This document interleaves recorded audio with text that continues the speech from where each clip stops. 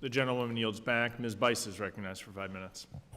Thank you, Mr. Chairman, and thank you, Chief, for being with us this morning.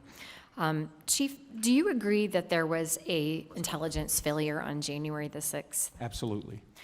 And United States Capitol Police had a dedicated intelligence division on January 6th, referred to as the IICD, correct? That's correct.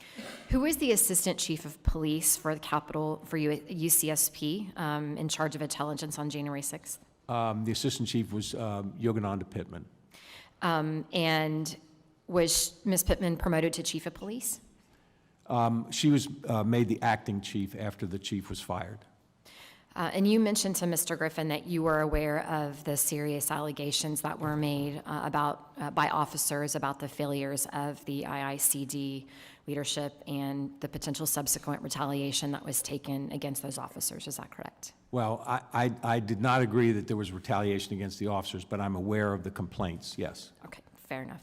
Ms. Pittman was the head of the IICD on January 6th and then was made interim chief of police shortly after. She was both the person rank and file officers went to the IG about, thinking that their identity would be protected, and she was the chief of police when those officers were subsequently retaliated against for blowing the whistle about the failures. Would you agree with that? So, yes. Are you aware that federal law prohibits the United States Capitol Police IG form disclosing the identity of an employee without their written consent?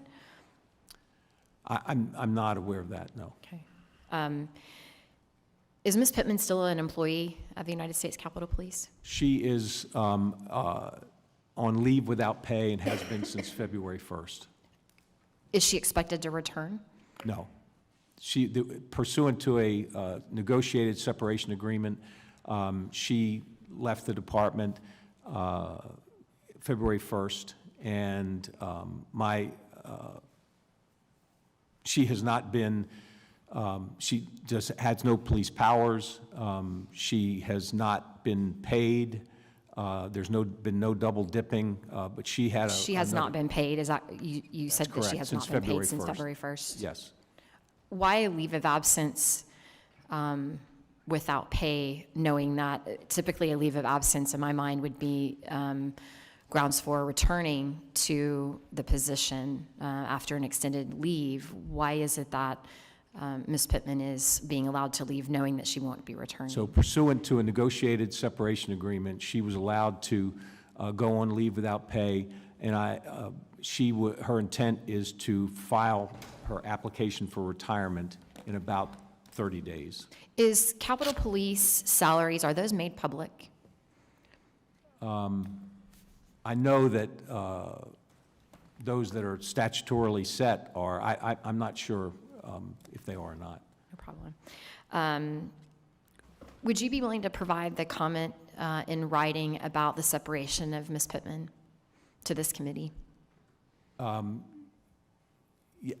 mean, I can give you the details of it, yes. Okay, that would be great. That's actually the last question I have, Mr. Chairman. Thank you for your service. Thank you for your time this morning. And with that, I yield back. The gentlewoman yields back. Mr. Kilmer is recognized for 5 minutes. Thanks, Chairman, and thanks for being with us. You know, one of the things I think is top of mind for a lot of us is just the safety and security of our colleagues and of our staff. You know, obviously the events of yesterday are horrifying. And making sure that you all have the resources you need to do your jobs is important. This weekend next, the